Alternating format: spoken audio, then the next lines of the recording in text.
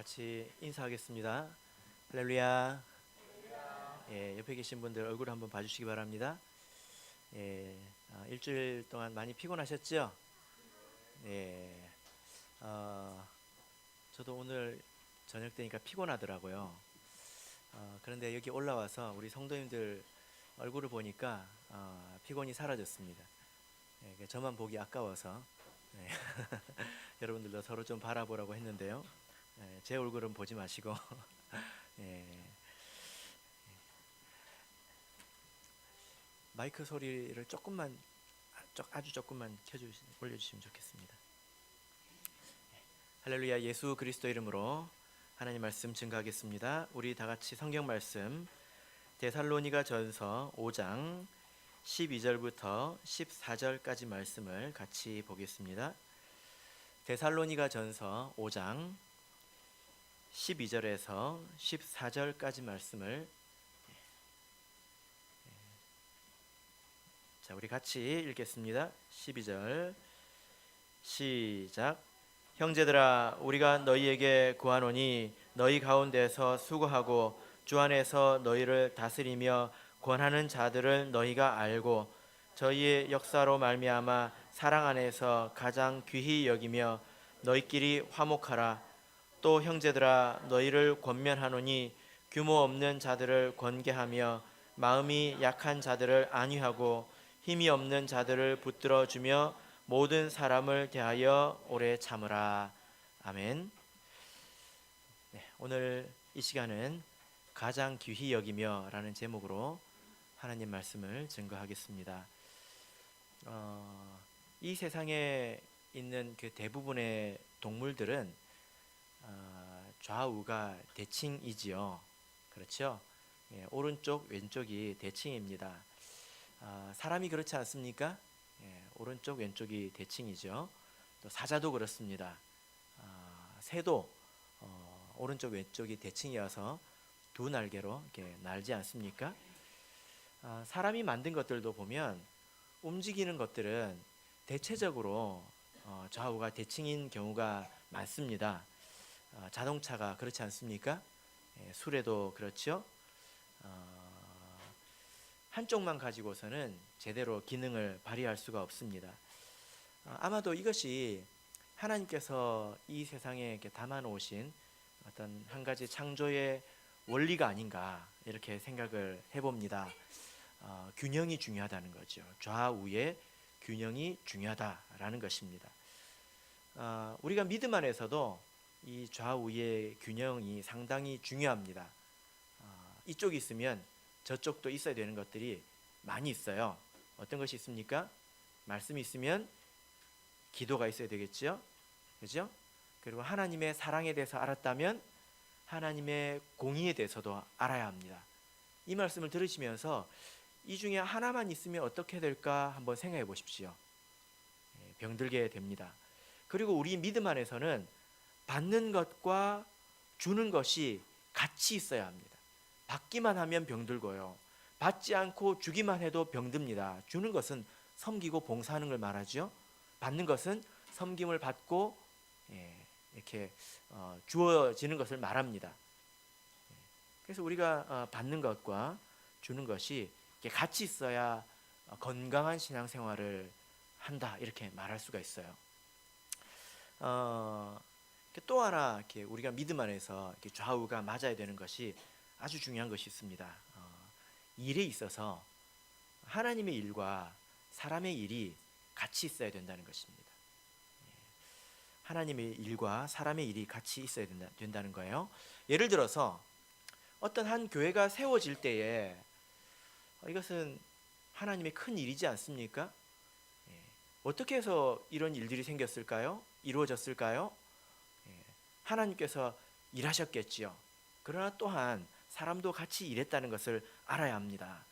이것은 마치 수레의 두 바퀴와 같아서 하나님께서 일하시고 아울러서 사람도 같이 일을 해야 이런 일들이 이루어진다는 것입니다.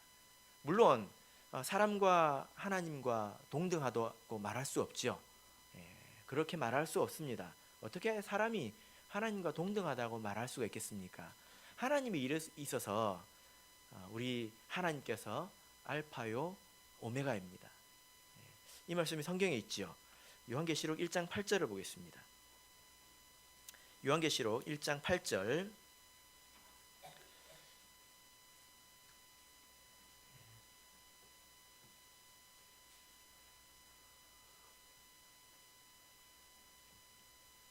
요한계시록 1장 8절 같이 읽겠습니다. 시작. 주 하나님이 가라사대 나는 알파와 오메가라. 이제도 있고 전에도 있었고 장차 올 자요 전능한 자라 하시더라. 하나님께서 말씀하시기를 내가 곧 알파와 오메가다. 알파와 오메가가 무슨 뜻입니까? 시작과 끝이라는 겁니다.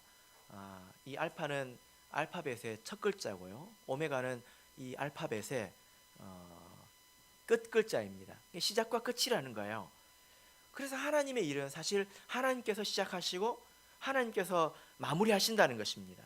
그러나 그 일을 하실 때에 하나님께서는 반드시 사람을 세워서 그 사람이 믿음으로 하는 그 일을 통해서 하나님의 뜻을 성취하신다.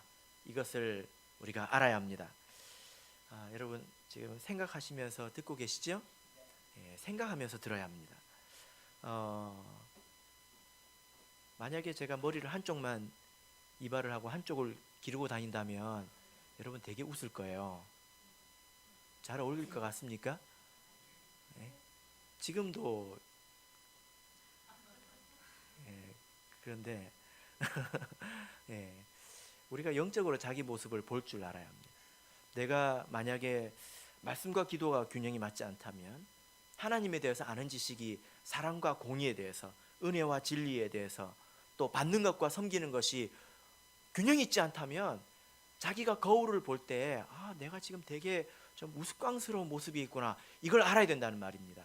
그 중에 하나가 오늘 말씀드릴 내용이, 일이라는 것은 하나님의 일과 사람의 일이 같이 있어야 된다는 것입니다. 물론 하나님께서 알파와 오메가요, 시작과 끝이지만 하나님은 반드시 어떤 사람을 세우셔서 그 사람이 믿음으로 하는 그 일을 통해서 그 뜻을 성취하신다는 거예요.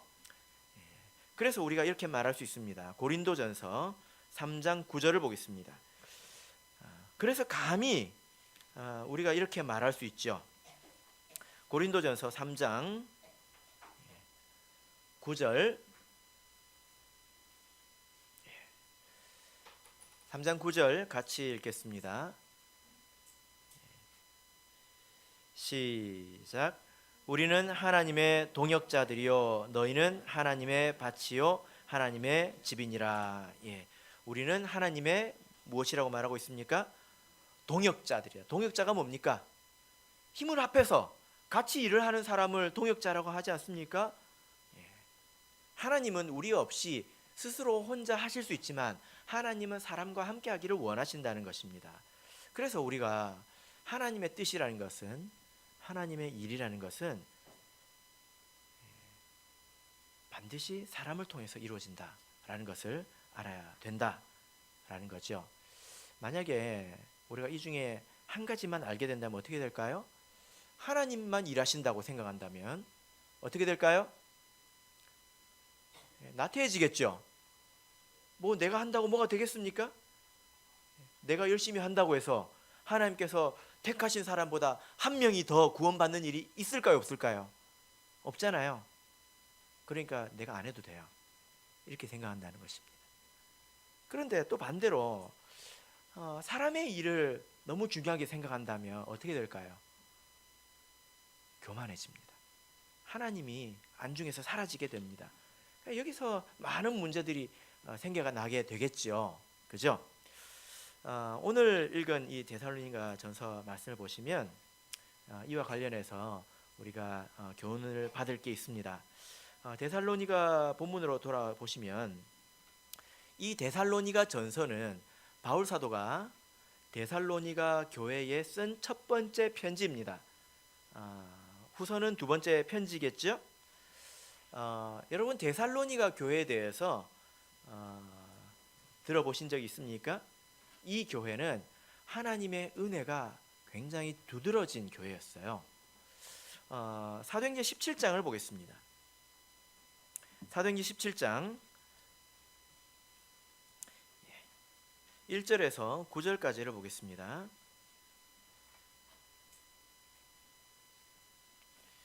사도행전 17장 1절부터 9절까지를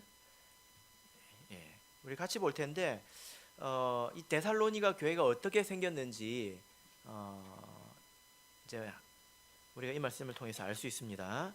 자, 1절부터 9절까지 조금 길지만 같이 읽겠습니다. 시작. 저희가 암비볼리와 아볼로니아로 다녀가 데살로니가에 이르니 거기 유대인의 회당이 있는지라.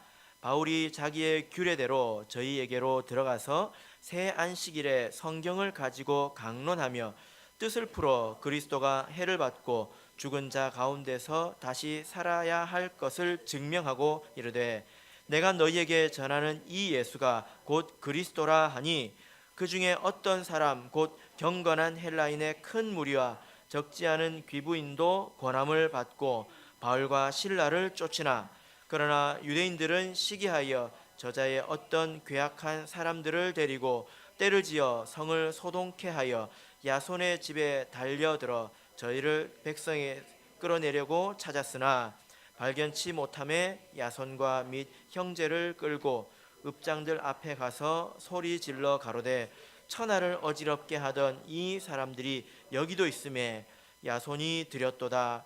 이 사람들이 다 가이사의 명을 거역하여 말하되 다른 임금 곧 예수라 하는 이가 있다 하더이다 하니, 무리와 읍장들이 이 말을 듣고 소동하여 야손과 그 나머지 사람들에게 보를 받고 놓으니라.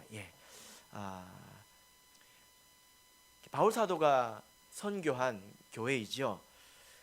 이 전에 이야기가 어떤 이야기냐면, 바울 사도가 빌립보 이제 감옥에 갇혀가지고 많이 두들겨 맞고 감옥에 갇힌 이후에 신라와 함께 찬양을 해서 지진이 일어나지 않습니까? 그래서 사람들이 구원을 받고 바울 사도도 여차저차해서 감옥에서 이렇게 놓이게 됩니다. 그런데 그 상처가, 두들겨 맞았던 그 상처가 채 아물기도 전에 바로 온 곳이 이 데살로니가라는 곳인데요. 거기 유대인의 회당이 있었습니다.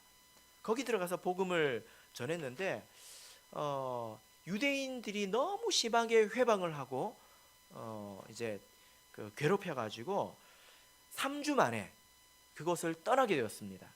여러분 한번 생각해 보십시오. 예를 들어 우리가 어떤 한 지역에 가서 그 지역에서 복음을 전하고 교회를 세운다면,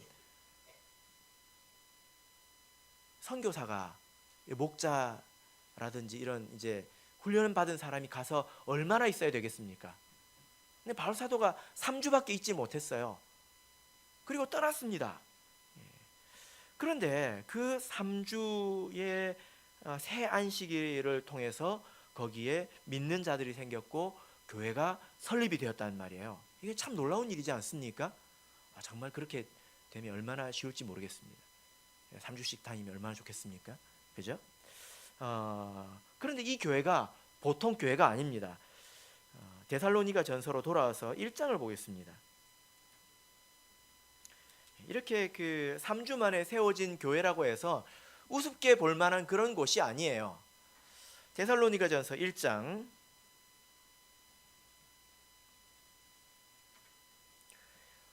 5절을 보겠습니다. 같이 읽겠습니다. 시작. 이는 우리 복음이 말로만 너희에게 이른 것이 아니라 오직 능력과 성령과 큰 확신으로 된 것이니, 우리가 너희 가운데서 너희를 위하여 어떠한 사람이 된 것은 너희 아는 바와 같으니라. 바울 사도가 여기서 이렇게 말하는 바가 뭐냐면, 우리가 너희에게 이제 복음을 전할 때 말로만 한 것이 아니라 능력과 성령과 큰 확신으로 된 것이다. 그러니까 핍박이 심했던 만큼, 또 그 환경이 굉장히 열악했던 만큼 성경에 기록되어 있지는 않지만 이 성령을 통해서 이적 기사가 많이 일어났던 것으로 보입니다. 그래서 이 교회는 아주 특별히 하나님의 은혜로 세워진 그런 교회라고 할 수 있겠지요. 그런데 6절부터 8절까지를 보겠습니다. 6절부터 8절 같이 읽겠습니다. 시작. 또 너희는 많은 환난 가운데서 성령의 기쁨으로 도를 받아 우리와 주를 본받은 자가 되었으니 그러므로 너희가 마게도냐와 아가야 모든 믿는 자의 본이 되었는지라. 주의 말씀이 너희에게로부터 마게도냐와 아가야에만 들릴 뿐 아니라 하나님을 향하는 너희 믿음의 소문이 각처에 퍼진 고로 우리는 아무 말도 할 것이 없노라. 이 세 구절을 통해서 이 데살로니가 교회라면 어떤 교회인지 이미 설명이 다 끝났죠. 그죠? 어떤 교회입니까? 데살로니가 교회는요, 핍박이 굉장히 심한 곳이었습니다. 그런데 그 핍박 가운데서도 믿음을 지켰을 뿐만이 아니라 믿는 자들의 뭐가 되었다고 말하고 있습니까? 표본이 됐다는 거예요. 믿으려면 이렇게 믿어야 된다. 표준이 됐다는 것입니다. 그래가지고 8절 보면 마지막에 우리는 아무 말도 할 것이 없노라. 바울 사도가 뭐라고 더 보탤 말이 없었다는 거예요. 이 정도면 굉장히 훌륭하지 않습니까? 하나님의 크신 은혜로 3주 만에 이렇게 이적 기사가 생겨나고 그것을 받는 자들이 잘 받아들여서 이렇게 교회가 이렇게 생겼습니다. 그러면 이제 사람이 아무 일도 안 해도 되겠죠. 여러분, 만약에 이것만 아는 사람들은 야, 정말 쉽네. 선교 참 쉽네. 하나님 일하는 거 참 쉽네. 하나님이 다 해주시니까. 안 되면 하나님 뜻이 아닌 거죠. 이렇게 생각하지 않을까요? 데살로니가전서 3장을 보겠습니다.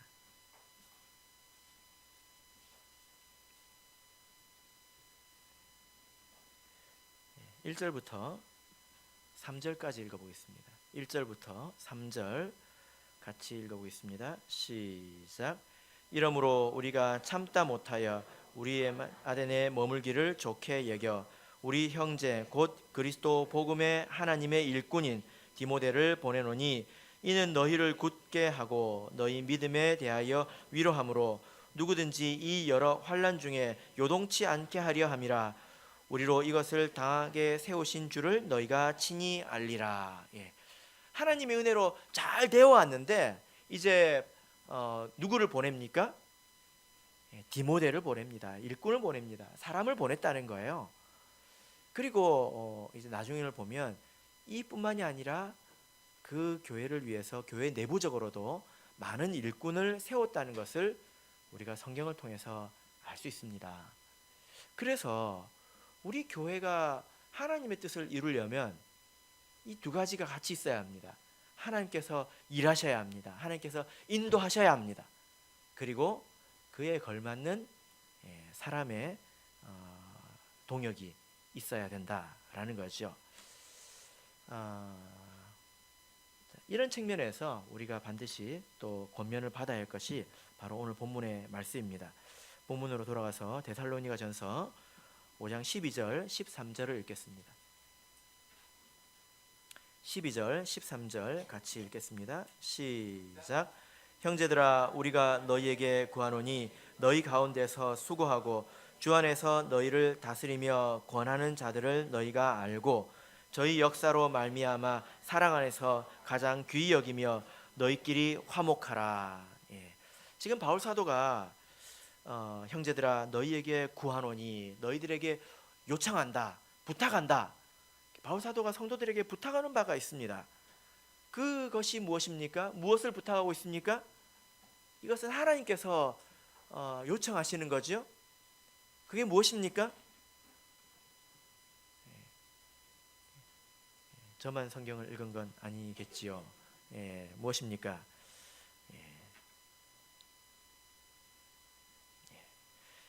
교회 일꾼을 존중하라는 것입니다. 그죠?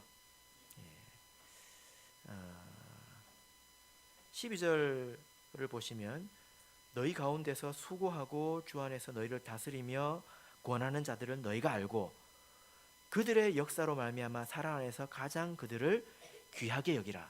존중히 여기라. 존중하라는 것입니다. 누구를 존중히 여기라는 것입니까? 누구를 귀히 여기라는 것입니까? 디모데를 파송하면서 디모데에서 이야기하는 것이지만 디모데만 말하는 것은 아닙니다. 왜냐하면 12절을 보면 권하는 자들이라고 말하고 있기 때문이에요. 그래서 교회 내적으로도 이미 많은 일꾼이 있었고 그런 일꾼들을 존중하라라는 것입니다. 오늘 본문을 보면 그런 일꾼들을 어떤 사람이라고 표현하고 있습니까? 12절 보면 이제 수고하는 주 안에서 너희 가운데서 수고하는 자라고 이렇게 말하고 있습니다. 수고라는 말이 우리나라 사람들이 참 많이 쓰는 말인데요. 이 원문에 수고하는 자라는 뜻은 그 뜻이 어디서 왔냐면 구타, 매질을 당하는 것 이런 데서 온 것입니다. 그러니까 그 굉장히 큰 고생, 고통을 말하는 것입니다. 그러니까 누구를 말합니까? 우리들 가운데서 교회를 위해서 많은 희생을 하는 사람들을 말하는 거죠.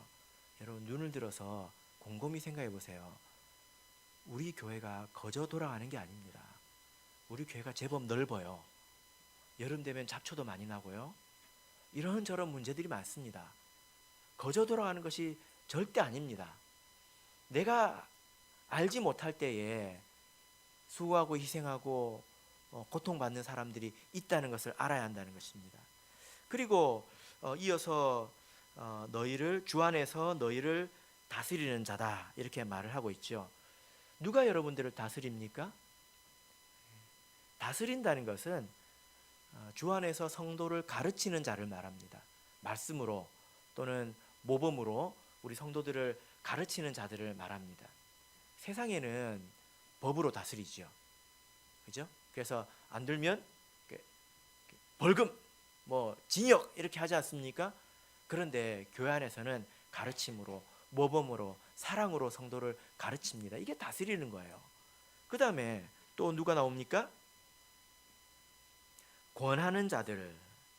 권하는 자가 누구입니까? 이것은 잘못한 일에 대해서 땡! 하고 훈계하는 자들을 말합니다.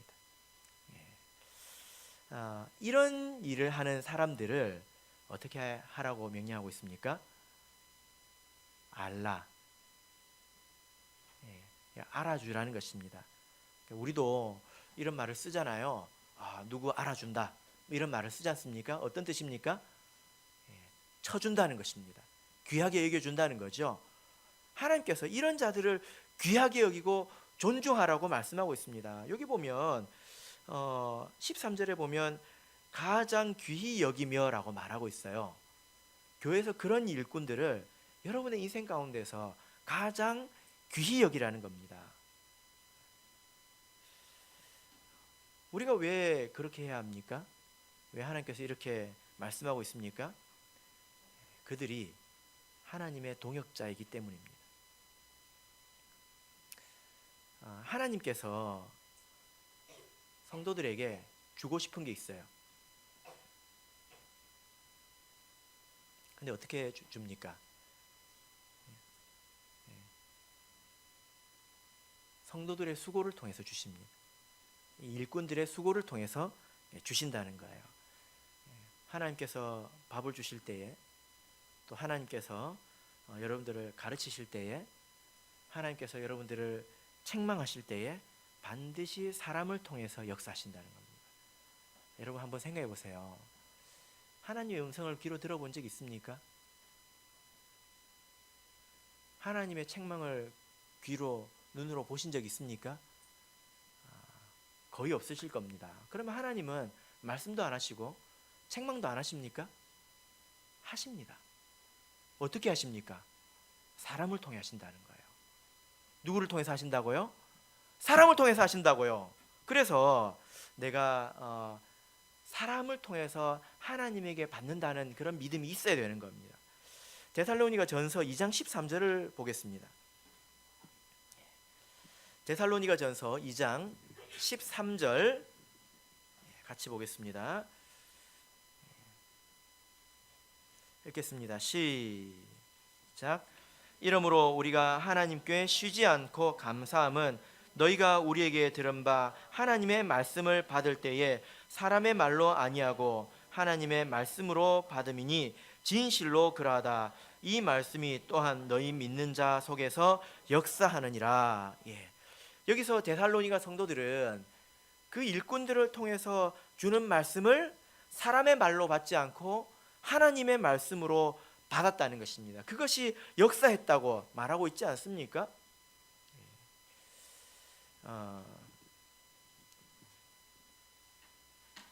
제가 신앙생활을 처음 시작할 때에 이제 대학생 시절에 시작을 했는데요. 제가 세례를 받기 전에 교회를 나오다가 잘 안 나왔습니다. 친구를 만나려고 교회를 가는 정도였습니다. 세례 받기 전이에요. 그런데 이제 제가 교회에서 이제 빈둥거리고 있을 때에 신방을 다녀오시던 목자님과 마주쳤습니다. 근데 목자님이 갑자기 저를 보면서 화를 내시는 거예요. 보통 목자님들이 잘 안 그러잖아요. 저도 잘 안 그러지 않습니까? 화를 내시면서 왜 교회 안 나와? 진짜 화를 내시더라고요. 다음부터 잘 나와! 그러시는 거예요. 그래서 제가 그랬습니다. 그러니까 아멘해! 아멘하라고! 그러더라고요. 저는 한 번도 이를 본 적이 없습니다. 그래가지고 제가 아멘 했습니다. 근데 그 덕분에 제가 다시 산 것 같습니다. 제가 지나고 나서 생각을 해보니까 그분은 부드러운 분이에요. 일반적으로 그렇게 말하지 않습니다. 하나님께서 이제 저를 이제 깨우쳐 주시려고 이제 그렇게 말씀하신 것 아닌가 그런 생각을 해봤습니다. 뿐만이 아니라 우리가 그 예배 시간대에 꼭 나들으라고 말씀을 하는 것 같지 않습니까? 그게 맞아요. 그때가 딱 나들으라고 하는 거예요. 딱 나들으라고 하는 거예요. 제가 그런 오해를 종종 받습니다. 뭐 다른 목자님들도 마찬가지인 것 같아요. 둘러 전해져 오는 것이 목자님이 오늘 나들으라고 그 말했다고 삐졌대요. 하나님께서 그렇게 말씀하신 거죠. 이런 이야기 들어보셨습니까? 어떤 목자님이 영은의 설교를 마치고 강대상에서 딱 내려오는데요. 저기 뒤에서 어떤 성도님이 저벅 걸어오시더래요. 그래서 인사하려고 그렇게 오시는구나 이제 하고 악수를 딱 하려고 했더니 하시는 말씀이 목자님이 말했죠. 그러는 거예요. 무슨 소린가 했더니 설교하기 전에 목자님이 나에 대해서 이야기해서 그거 듣고 그렇게 말하는 거 아니냐. 그런 일 없습니다. 잘 그러지 않습니다. 여러분들 어떠십니까? 하나님께서 우리 일꾼들을 통해서 말씀하시고 공급할 것을 공급하시기 때문에, 그리고 우리 주변에 많은 성도들이 있지 않습니까? 그런 사람들을 통해서 나에게 말씀하시기 때문에 우리가 그것을 들어야 하는 것입니다. 그들을 존중히 여겨야 하는 것입니다. 교회에는 일꾼이 많이 있습니다. 목자도 있지만 성직자들이 있지 않습니까? 그리고 교회 임원들이 있습니다. 또 신도의 일꾼도 있고요. 각종 사역팀이 있습니다. 그들 중에 그 누구도 여러분들 위해서 군림하려고 하는 분이 우리 청주교회는 없다고 생각합니다. 그러나 그분들이 여러분들의 종은 아니에요. 하나님을 대신해서 여러분들을 섬기는 것입니다. 하나님께서 세우신 하나님의 일꾼이라는 것입니다. 그래서 하나님께서 그들을 통해서 우리에게 주실 은혜를 주시기 때문에 그들이 연약해지고 그들이 상처받고 그들이 고통받는 것은 우리 성도들의 손해라는 거예요. 그래서 여러분 그들을 위해서 꼭 기도하시길 바랍니다. 전국에 계신 목자님들을 위해서 그리고 우리 교회 집사님들을 위해서, 그리고 임원들, 그리고 사역을 맡은 각종 책임자들, 교학교 교사들, 이분들을 위해서 기도하시고 그들이 맡은 바 영역에서 지도할 때는 우리가 받아야 합니다. 본문으로 돌아가서 우리 14절을 보겠습니다. 14절 같이 읽겠습니다. 시작. 또 형제들아 너희를 권면하노니 규모 없는 자들을 권계하며 마음이 약한 자들을 안위하고 힘이 없는 자들을 붙들어주며 모든 사람을 대하여 오래 참으라. 우리 성도님들께서는 하나님께서 이 일꾼들을 통해서 우리에게 역사하신다라는 것을 믿으시죠? 아마 믿으실 것입니다. 그러면 마땅히 그들을 도와야 합니다. 제가 이제 여러 교회를 다니면서 교회를 이렇게 살펴보는데요.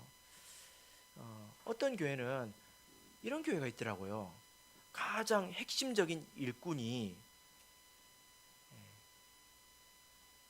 교회에서 가장 핵심적인 일꾼이 맨날 밥하고 설거지하고 청소하느라고 정신이 없습니다. 심지어 예배도 잘 못 들어올 때도 있어요. 여러분 이게 이해가 되십니까? 다른 성도들은 그 밥 먹고 그 자리에 앉아가지고 졸다가 집에 가요. 이런 교회는 잘 될 수가 없습니다. 일꾼을 존중히 여기지 않는 교회. 일꾼을 존중히 여기는 교회는 어떤 교회입니까? 그런 교회는 모두가 사실은 불행한 것입니다. 어떤 교회가 되어야 합니까? 그런 일꾼들이 더 중요한 일들, 물론 밥하고 설거지하고 청소하고 이런 일들도 귀중한 일이지만 이것은 많은 사람들이 할 수 있는 일이에요. 그런데 많은 사람들이 할 수 없는 일들도 있습니다. 사람들을 가르치고 대하고 전도하고 신방하고 이런 일들은 조금 더 훈련을 받아야 되는 일이지 않습니까? 그래서 내가 그런 일을 대신 해주어서 그들이 더 중요한 일을 할 수 있도록 시간을 마련해 줘야 합니다. 도와줘야 되고 협력해 줘야 되고 기도해 줘야 합니다. 그런 교회가 되는 교회예요. 그런 교회가. 그래서 교회를 가서 가장 중요한 일꾼이 밥을 하는지 아니면 구도자와 차를 마시고 대화를 하는지 보면 그 교회를 알 수 있습니다. 오늘 14절을 이렇게 보시면요, 형제들에게 아까 일꾼들을 존중히 여기라 하고 권면했지 않습니까? 아울러서 이제 형제들에게 권면하는 바입니다. 네 가지를 하라고 권면하고 있습니다. 근데 이 네 가지 일이 무엇입니까? 이제 14절에서 우리가 읽었죠? 그죠? 근데 이 일이 어떤 일이냐면 앞서 12절에서 일꾼들이 하는 일하고 똑같은 일들이에요. 내용적으로 보면 동일한 것입니다. 이런 일하는 일꾼들을 존중히 여기라 하면서 이 일에 동참하라고 말하고 있습니다. 이게 무슨 말이냐면요, 교회는 일꾼과 성도들이 하나가 되어야 된다는 것입니다. 우리 교회의 책임자들, 일꾼들은 교회 종업원이고 나머지 사람들은 무슨 식당의 손님들이고 그렇지 않아야 된다는 거예요. 같은 마음으로 한 마음으로 섬겨야 된다는 것입니다. 일꾼들이 하는 일에 대해서 알아서 잘하겠지 하고 방관해서도 안 됩니다. 그리고 때로는 심사위원처럼 이것은 잘하네 저것은 못하네 하고 심판하기도 하지 않습니까? 오늘 밥은 좀 질게 되었군. 밥부터 시작해가지고 청소부터 해서 이것저것을 심판하는 일도 있지 않습니까? 그래서는 안 된다는 거예요. 다 같은 일에 동참해야 합니다. 그런데 그 중에서 특별히 우리 신도들이 마음을 합해서 같이 해야 될 일들이 있어요. 이게 총 4가지의 일인데 14절을 이렇게 다시 한번 보시면, 자 14절을 다시 한번 보겠습니다. 그래서 4가지가 뭔지, 이것은 우리 모든 성도들이 마음을 합해서 힘을 합쳐서 해야 되는 일이에요. 자 14절을 같이 읽어보겠습니다. 다시 한번 읽어보겠습니다. 4가지가 뭔지 생각하면서 읽어보십시오. 14절 읽겠습니다. 시작. 또 형제들아 너희를 권면하노니 규모 없는 자들을 권계하며 마음이 약한 자들을 안위하고 힘이 없는 자들을 붙들어 주며 모든 사람을 대하여 오래 참으라. 예. 이 네 가지는 특별히 어떻게 해야 된다고요? 예, 함께 해야 된다는 것입니다. 동참해 줘야 되고 세워줘야 된다는 거예요. 첫 번째가 무엇입니까? 규모 없는 자들을 권계하며. 성경에 있는 단어들이 이렇게 어려울 때가 있어요. 규모 없는 자들은 무엇이며 또 권계는 무엇입니까? 예. 규모 없는 자는 하나님의 말씀에 순종하지 않고 교회의 질서를 따르지 않는 자를 말합니다. 교회에서 자기 마음대로 사는 사람을 말해요. 그런 사람들을 어떻게 하라고요? 권계하라. 여기서 이 권계하라는 앞에서 12절에서 권하는 자들 할 때 이 권한다 하고 같은 말입니다. 똑같은 단어예요. 그래서 이것은 훈계하라는 뜻입니다. 그러니까 무슨 말입니까? 교회 안에서 하나님 말씀대로 순종하지 않고 교회 질서를 따르지 않고 어지럽히는 자들을 어떻게 하라고요? 훈계하라는 것입니다. 이 일에 같이 하라는 거예요. 데살로니가 후서를 보겠습니다. 데살로니가 후서는 두 번째로 쓰여진 편지라고 하지 않았습니까? 3장 6절을 보겠습니다. 데살로니가 후서 3장 6절.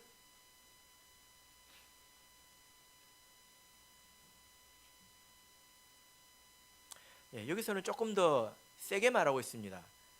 자, 읽겠습니다. 시작.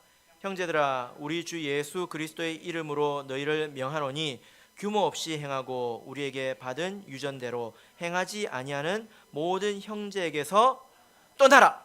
처음에는 뭐라고 했습니까? 훈계하라고 했어요. 그런데 시간이 좀 지났습니다. 뭐 얼마나 지난지 모르겠지만 후서를 쓸 때는 어떻게 하라고 했습니까? 떠나라고 했어요. 왜 이렇게 됐을까요? 왜 이렇게 됐을까요? 정도가 심해진 거죠. 그죠? 처음에는 이제 말을 하면 들을 정도였는데 어떤 사람들은 그게 굳어져 가지고 이제 완전히 맛이 간 것을 말하지 않습니까? 이때는 어떻게 말하고 있습니까? 그런 사람들에 대해서 미련을 가지지 말고 떠나버리라는 것입니다. 이게 쫓아내버리라는 거예요. 그래서 그 전에 구해야 합니다. 이런 사람들에 대해서 교회는 마땅히 훈계해야 합니다. 마땅히 가르쳐야 합니다. 그렇지 않으면 그 사람을 죽게 만드는 것입니다.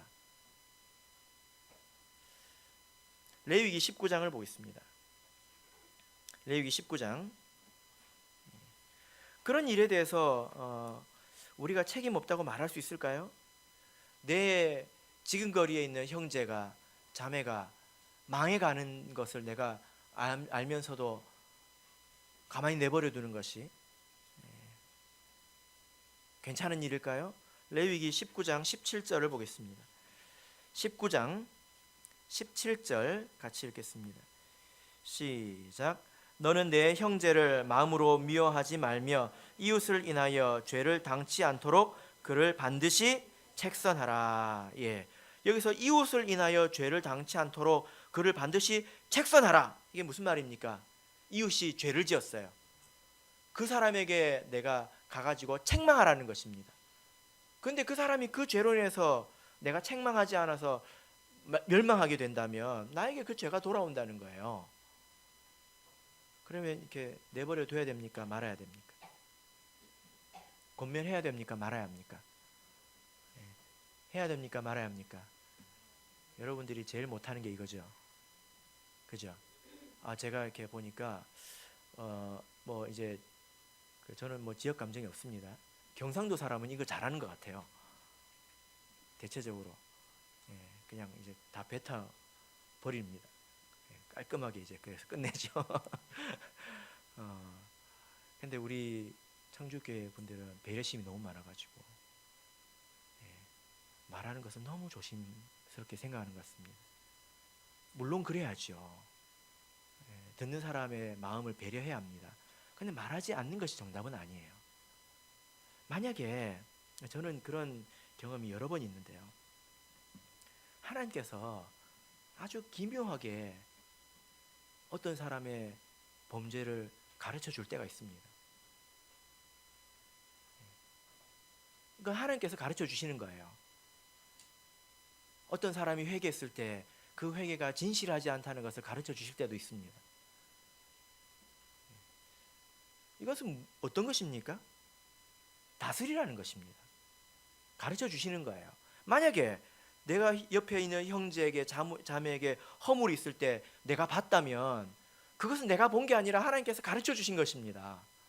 그렇게 생각을 해야 돼요. 그러면 어떻게 해야 합니까? 어떻게 해야 합니까? 마음에 품어야 합니다. 그것을. 훈계하다라는 말은 마음에 품다는 거예요. 잊어버리지 않고 내가 마음에 품고 기억한다는 뜻입니다. 그리고 기도해야 되겠지요. 그리고 지혜롭게 하나님께서 주시는 기회를 따라서 온유한 말로 권면해야 합니다. 이게 잘하는 거예요. 여러분, 이런 일은 목자님만 하는 것입니까? 그래서 사람들이 목자님을 멀리합니다.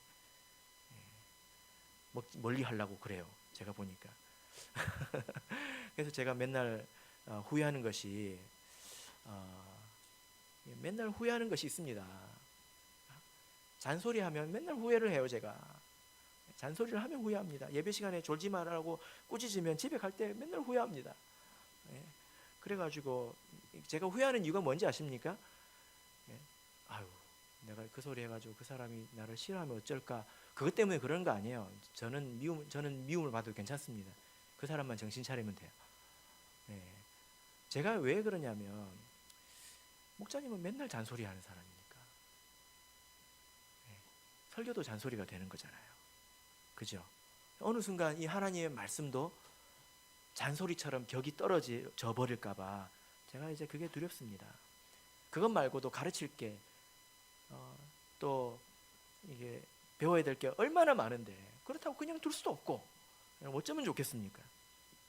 그래서 제가 누가 좀 대신 좀 이야기해 줬으면 좋겠는데 왜 아무 말도 안 하시나 이렇게 생각을 할 때가 많습니다. 직분자들이 이런 말을 할 줄 알아야 돼요. 기분 안 나쁘게. 그리고 우리 성도님들은 누가 그런 말을 하든지 받아들일 줄 알아야 합니다.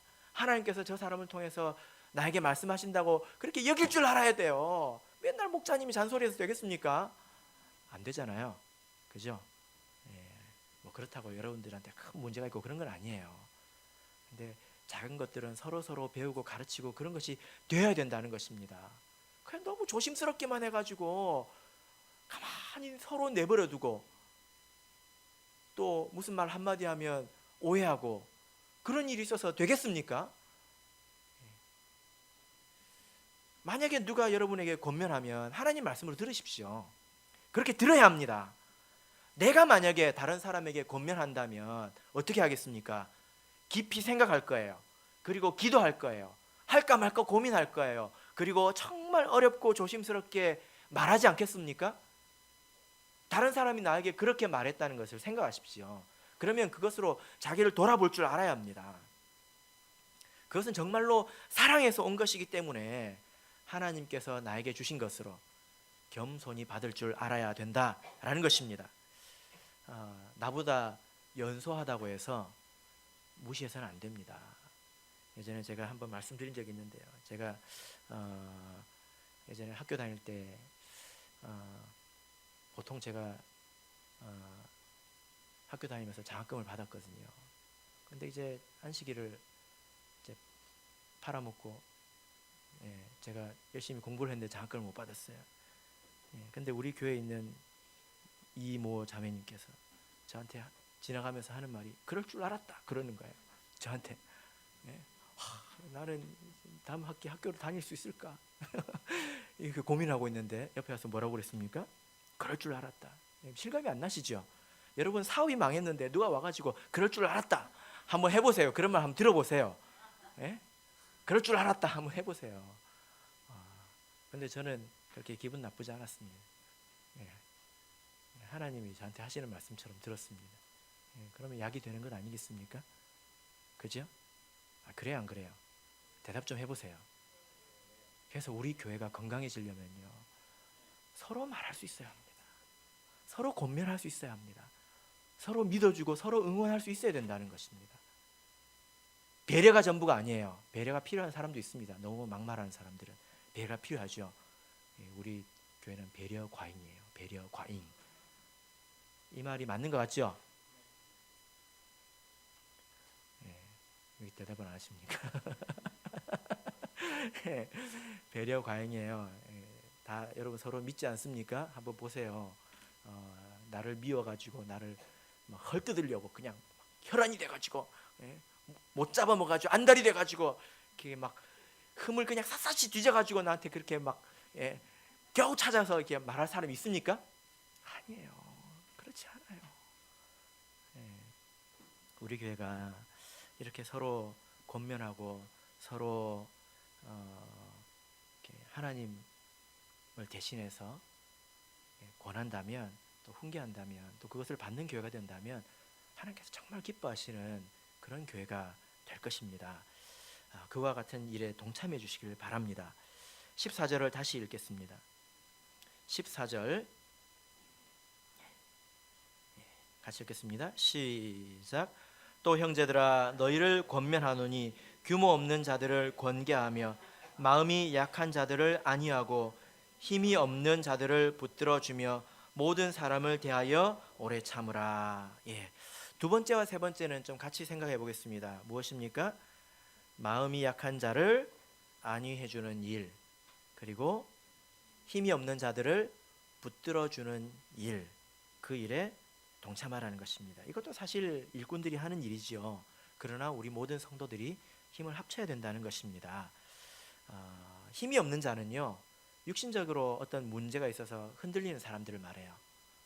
경제적인 문제든 건강의 문제든 어떤 문제로 인해서 그 믿음이 흔들리는 자들을 어떻게 하라는 것입니까? 붙들어 주라는 것입니다.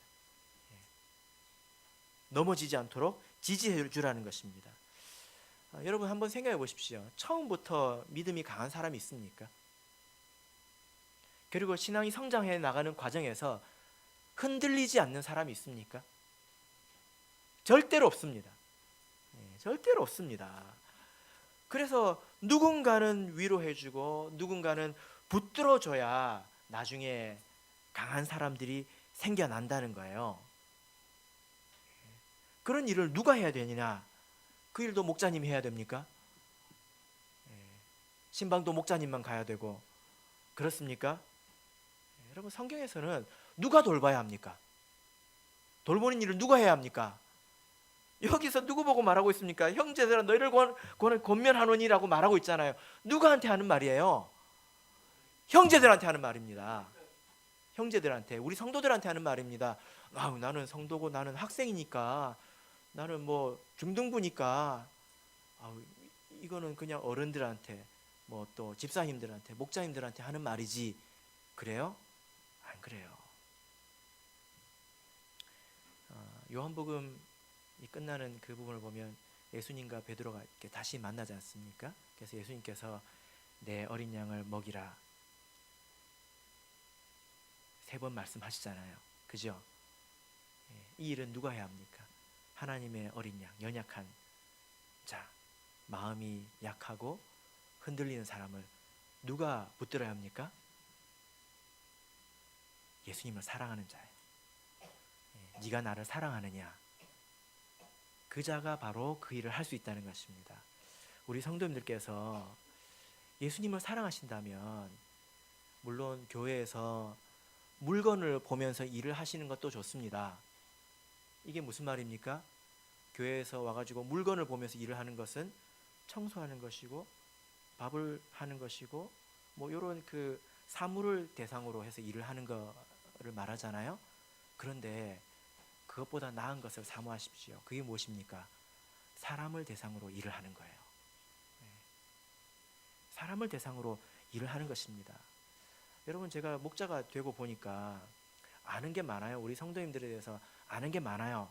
그런데 손이 모자랍니다. 그래서 누구는 한번 만나고 싶은데, 누구는 한번 만져주고 싶은데, 도와주고 싶은데, 그런데 그걸 다 할 수가 없습니다. 다 할 수가 없어요. 그러면 이제 마음이 아프죠. 그죠? 하나님께서도 아마 그런 마음일 거예요. 마음이 아플 겁니다. 목자가 다 할 수가 없습니다. 근데 어떤 사람이 그것을 헤아려서 관심을 가지고 기도했다는 이야기를 듣고, 그 사람을 만났다는 이야기를 듣고 도왔다는 이야기를 들으면 정말로 기분이 좋아요. 저한테 밥 사주는 것보다요, 그런 이야기 듣는 게 한 10배는 더 기쁜 것 같습니다. 하나님의 마음이 아마 이와 같을 거예요. 그래서 물건 보고 일을 해야 되지만, 그보다 우리가 해야 될 일이 무엇입니까? 사람을 대상으로 일을 하는 것입니다. 신방은 목자님만 가야 합니까? 여러분, 신방이 무슨 뜻인지 아십니까? 저는 잘 몰랐어요. 그냥 이제 교회에서 쓰는 말이니까. 신방은 찾아가서 만난다는 뜻입니다. 근데 그 일은 목자님만 할 수 있습니까? 길을 알면 누구나 할 수 있어요. 찾아갈 수 있으면. 그래서 이렇게 한번 생각해 보십시오. 내가 누군가를 한번 찾아가 봐야 되겠다. 물건만 쳐다보고 일을 하지 마시고 누군가를 한번 찾아가 봐야 되겠다. 그래서 내가 만나서 이야기를 해봐야 되겠다. 그럼 그 사람은 그냥 성도를 만난 거지만 신방을 한 거죠. 그죠? 그것이 이 일을 나누는 것입니다. 물론 이 일을 교회에서 저만 하는 것은 아닙니다. 우리 교회 이제 신방 책임자도 있고 신방 조직도 있고, 그리고 각 신도회가 있습니다. 이 조직을 통해서 열심히 일을 하시지만, 그러나 더욱더 힘써야 되는 것은 사람을 대상으로 일을 하는 거예요. 그래서 약한 자들을 위로하고, 그리고 힘이 없는 자들을 붙들어 주는 것입니다. 이것에 힘을 보태신다면 하나님께서 더욱더 기뻐하실 줄로 믿습니다. 마지막으로 어떤 일입니까? 모든 사람을 대하여 오래 참으라. 이건 참 재밌는 말입니다. 모든 사람들에게 지금 하는 말이에요. 어떤 사람한테 야, 전부를 대상으로 해서 그냥 참아, 이게 아니라 모든 사람에게 뭐라고 말합니까? 모든 사람을 대하여 참으라. 무슨 말입니까? 서로 다 똑같다는 거죠. 서로 용납하라는 것입니다. 그래서 우리 성도들이 힘써야 될 것이 바로 이거예요. 우리 성도들이 힘써야 될 것은 하나가 되는 것입니다. 옳고 그름을 따져야 될 때가 있지만, 여러분, 옳고 그름을 따져야 될 때인지, 잘하는 일인지 못하는 일인지 따져야 될 때인지, 하나가 되는 게 더 중요한 때인지 생각을 해야 합니다. 제가 예전에 이런 이야기를 들었는데요. 어떤 교회 청년부에서 2시간, 3시간 동안 토론을 했대요. 경론을 벌였대요.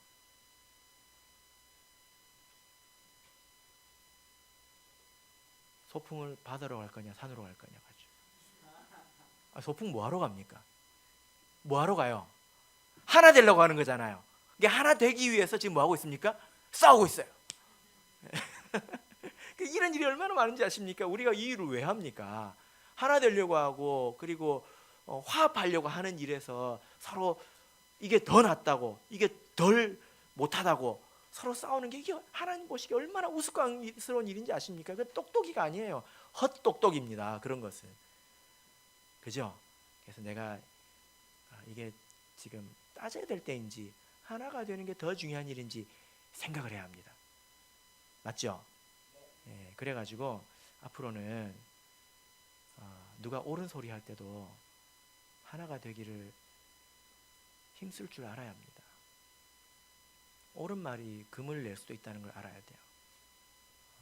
그러나 때로는 금을 내서라도 옳은 말을 해야 될 때도 있습니다. 이게 우리 성도가 가져야 될 지혜이죠. 그죠? 하나님께서는 이것을 원하십니다. 바라옵기는 우리 성도님들께서 귀하게 여길 것을, 마땅히 귀하게 여겨야 되는 것을 귀하게 여기시기를 바랍니다. 우리 교회 일꾼들은 정말로 귀중한 사람들이에요.